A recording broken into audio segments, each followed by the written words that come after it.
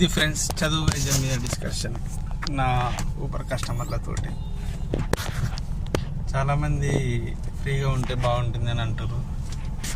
కాబట్టి దీని గురించి గవర్నమెంట్ ఆలోచించి భారతదేశం మొత్తం తన ఆధీనంలో వచ్చే విధంగా చర్యలు తీసుకోవాల్సిందిగా విన్నపం. దానికోసం మెడికల్ ట్యాక్స్, ఎడ్యుకేషన్ ట్యాక్స్, రోగం వచ్చిన వ్యక్తి నుంచే గుంజకుండా అన్ని గవర్నమెంట్ స్కూల్స్ ఉండే విధంగా చర్యలు తీసుకుంటే మంచిగా ఉంటుందని అందరి అభిప్రాయం. రేపు రోజున మన జీవితాలకు కూడా మంచిగా ఉంటుంది, ముందు తరాలన్నా బాగుపడతారు అని అభిప్రాయం. దానికోసం మెడికల్ ట్యాక్స్, ఎడ్యుకేషన్ ట్యాక్స్ తీసుకుంటారా, లేకపోతే వచ్చిన సంపాదనలో ఎంత కావాలో అది తీసుకొని ఫ్రీగా ప్రొవైడ్ చేయాలని విన్నపం. ఇది నా యొక్క యుద్ధం, నా లక్ష్యం. అందరికీ ఇదే అభిప్రాయం ఉందని నేను అనుకుంటున్నా. ఈ పోరాటంలో అందరూ నాకు సపోర్ట్ చేస్తారని, నా ఛానల్ని లైక్ చేసి సబ్స్క్రైబ్ చేస్తారని అనుకుంటున్నాను. ఎందుకంటే నేను పోరాటం చేయాలన్నా కానీ నాకు డబ్బు కావాలి ప్రస్తుతం. ఈ పోరాటం ఎలా చేయాలో కామెంట్ రూపంలో తెలుపగలరు. చదువు వైద్యం ఫ్రీ అనేది ఉంటే, అంటే ఫ్రీ అంటే గవర్నమెంట్ ఆధీనం, గవర్నమెంట్ కూడా ఏం ఉచితంగా ఇవ్వాల్సిన అవసరం లేదు.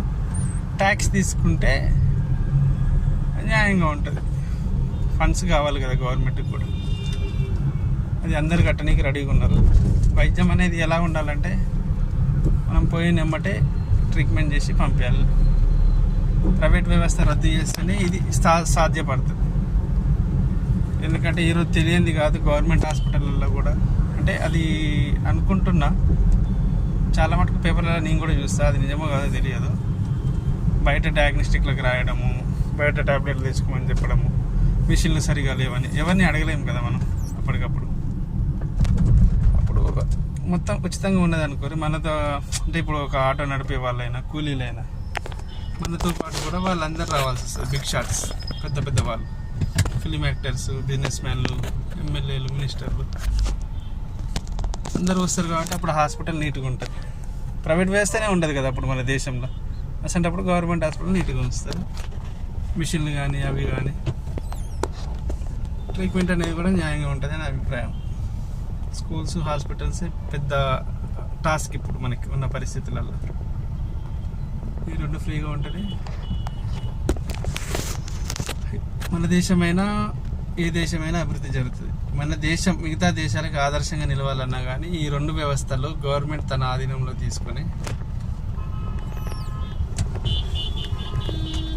ట్యాక్స్ ఫ్రీగా ప్రొవైడ్ చేస్తే మిగతా దేశాలకు ఆదర్శంగా ఉంటుంది అని అభిప్రాయం. దీనికి సపోర్ట్ చేస్తారని అనుకుంటున్నాను. నా ఛానల్ని లైక్ చేసి సబ్స్క్రైబ్ చేయండి. గెలిస్తే గెలుపు, లేకపోతే ఓటమి. ఇది నా ఒక ప్రయత్నం, ఇది మనందరి ప్రయత్నం అని నేను అనుకుంటున్నాను. ఓకే, మళ్ళీ తర్వాత కలుస్తాను.